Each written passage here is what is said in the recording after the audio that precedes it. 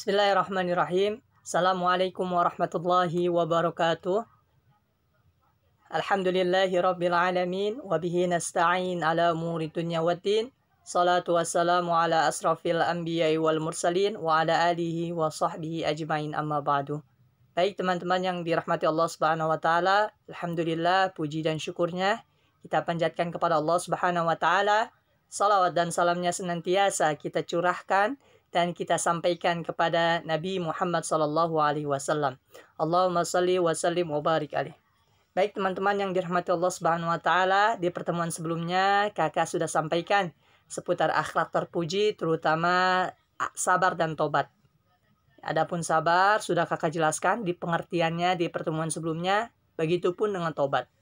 Adapun insya Allah pada hari ini kakak akan menyampaikan seputar bagaimana tata cara atau pelaksanaan untuk melaksanakan akhlak terpuji ini, yaitu sabar maupun tobat. Namun sebelum itu, seperti biasa kita buka terlebih dahulu dengan membaca ayat Bismillahirrahmanirrahim. Bismillahirrahmanirrahim. Baik, silakan teman-teman dibuka bukunya di halaman ke-97. Mungkin teman-teman bertanya-tanya, kemarin pengertian tobat dan sabar sudah kakak sampaikan. Adapun mungkin ada yang bertanya, Kak, caranya gimana sih bersabar? Kak, caranya gimana sih agar kita bertobat kepada Allah Subhanahu wa taala? Ya, di sini di halaman ke-97 ada beberapa langkah atau tata cara agar seseorang senantiasa bersabar maupun bertobat kepada Allah Subhanahu wa taala. Adapun untuk pengertian sabar, di pertemuan sebelumnya sudah kakak sampaikan, yang mana tentu menahan emosi, menahan keinginan, menahan situasi ataupun musibah yang sedang dihadapi, bencana dan lain sebagainya. Kemudian sabar juga harus bekerja keras. Bukan serta-merta kita menerima hasil dengan apa adanya, tanpa adanya berusaha. Salah. Itu bukan bersabar. Oleh karenanya di sini ada beberapa cara ataupun langkah untuk bersabar sebagaimana yang dicontohkan oleh baginda Rasulullah SAW. Allahumma sholli wa sallim wa barik alaih. Yang pertama yaitu sabar dalam melaksanakan ibadah.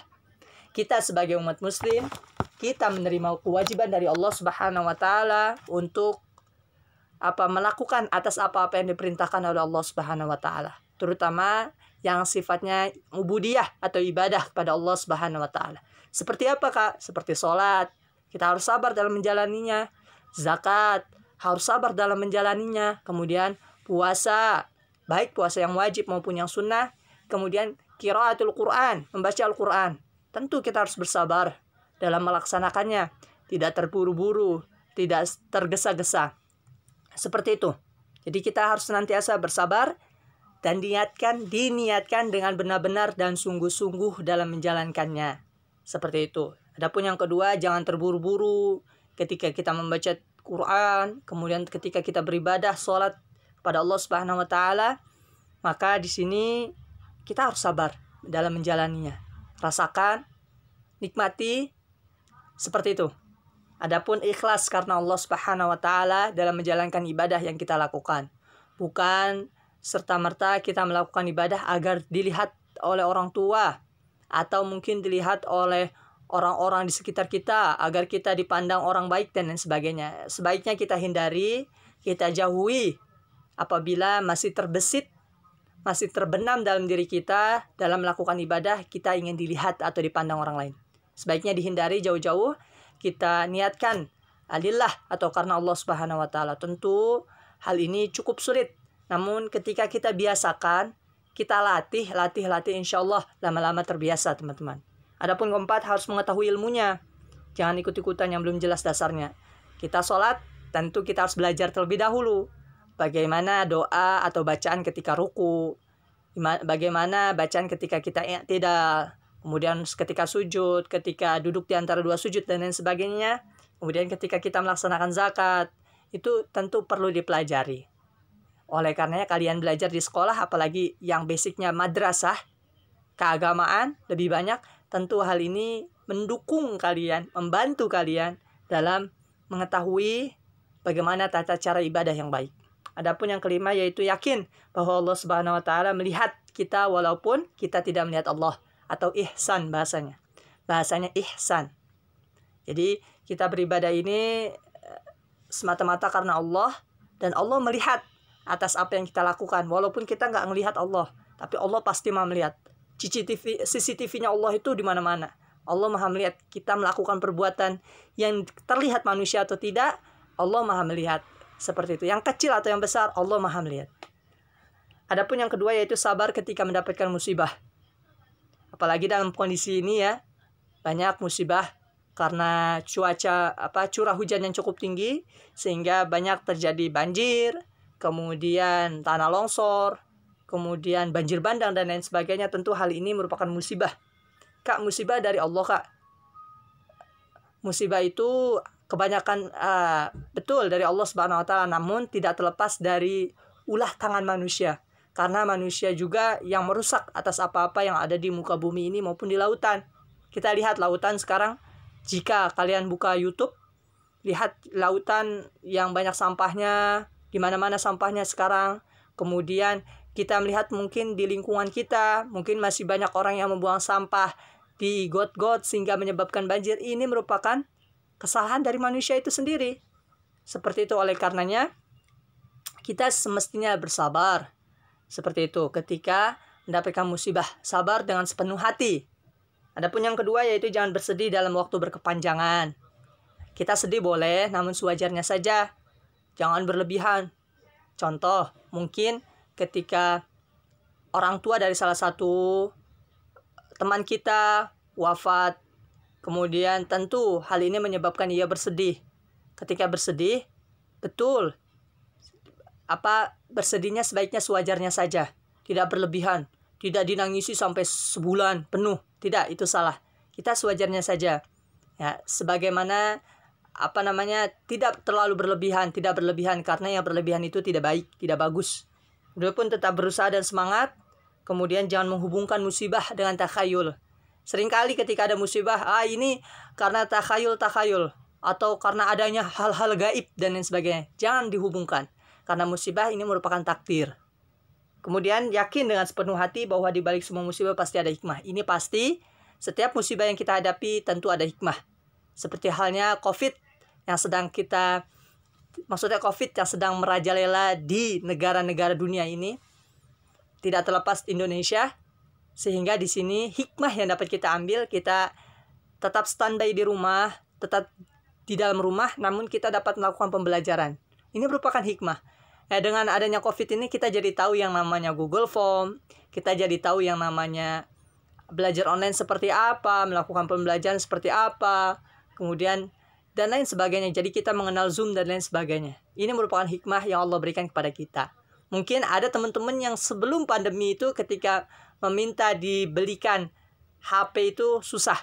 Namun ketika adanya pandemi ini, bahkan orang tua itu membelikan HP dengan cuma-cuma untuk belajar kalian. Ini merupakan hikmah yang Allah berikan kepada kalian. Ya, hikmah kepada kita semua. Seperti itu. Tentu setiap musibah itu pasti ada hikmahnya. Namun bagaimana kita menyikapinya? Apakah kita menyikapinya dengan baik atau malah kita mengeluh, tidak bersabar? Seperti itu. Jadi intinya bahwasanya dalam keadaan apapun dan situasi apapun, kita semestinya bersabar.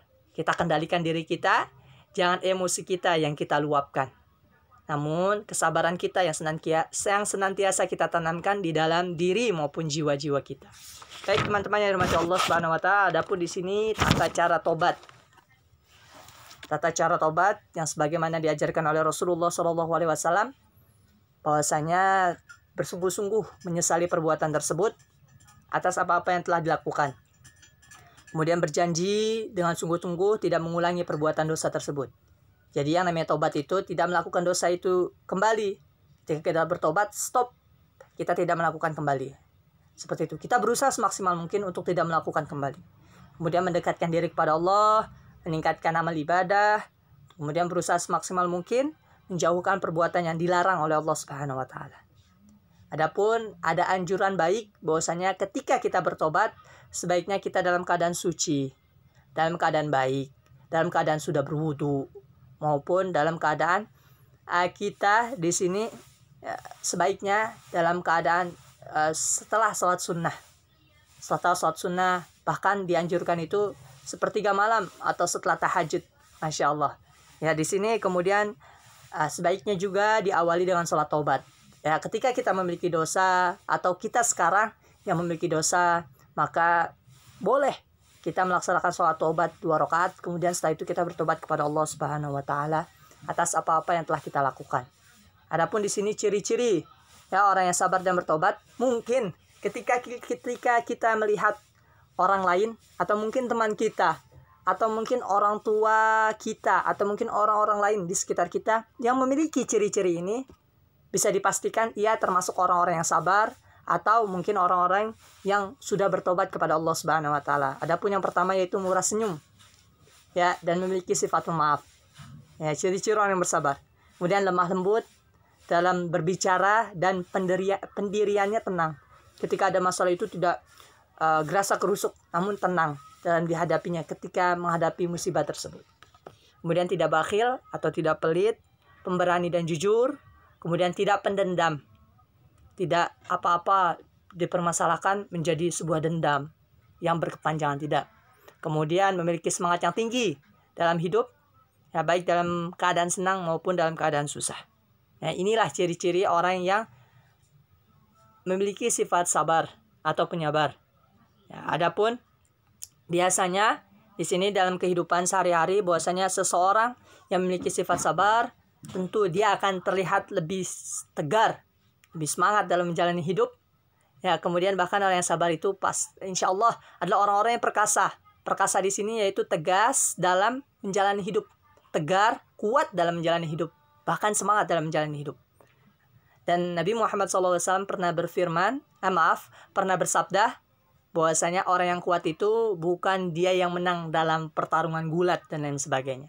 Namun orang yang kuat itu ia yang mampu atau menahan dirinya ketika marah atau sabar.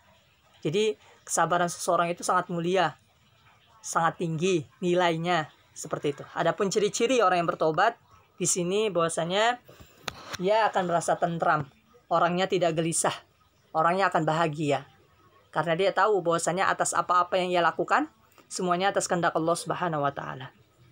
Adapun orang yang bertobat, tentu yang sudah bertobat ya, dia akan hati-hati dalam melakukan perbuatan, baik perkataan maupun perbuatannya. Contoh, dia tidak terpelihara dari maksiat dan dosa. Dia jauhi dengan semaksimal mungkin, tidak melakukannya kembali. Kemudian bertanggung jawab atas segala perbuatan di dunia. Kemudian tidak ada yang menjamin masuk surga kecuali Allah Subhanahu wa taala. Seperti itu, sehingga orang yang bertobat tentunya dia tidak akan melakukan dosa tersebut, baik dosa yang pernah dilakukan ataupun dosa-dosa yang tidak pernah dilakukan. Jadi seakan-akan dia bertobat kepada Allah Subhanahu wa taala atas kesalahannya, maupun dia semaksimal mungkin untuk menjauhi setelahnya, tidak melakukan lagi atas perbuatan-perbuatan yang pernah dilakukannya. Sehingga seperti inilah langkah atau cara untuk senantiasa bersabar dan bertobat kepada Allah Subhanahu wa taala. Dan adapun ciri-ciri yang tadi Kakak sampaikan adalah ciri-ciri orang yang bersabar maupun orang-orang yang bertobat kepada Allah Subhanahu wa taala. Dan Kakak berharap bahwasanya kita tentu sebagai manusia ini tidak terlepas dari dosa. Namun bijaknya seseorang yang bijak apabila betul dia tidak terlepas dari dosa, namun dia seharusnya bertobat kepada Allah Subhanahu wa taala serta bersabar kepada Allah Subhanahu wa taala dalam menjalani segala ibadah yang Allah Subhanahu wa taala perintahkan. Ya, jadi kita bertobat kepada Allah, kemudian setelah Allah membersihkan diri kita, kemudian setelah menerima taubat kita, nah kita jalani perintah-perintah Allah dengan sabar, tidak terburu-buru, kita jalani dan nikmati dengan sabar. Seperti itu. Ya, kurang lebihnya Kakak mohon maaf. Kita tutup dengan membaca ayat Alhamdulillahirrabbilalamin. Alhamdulillahirrabbilalamin. Assalamualaikum warahmatullahi wabarakatuh. Waalaikumsalam warahmatullahi wabarakatuh. Terima kasih.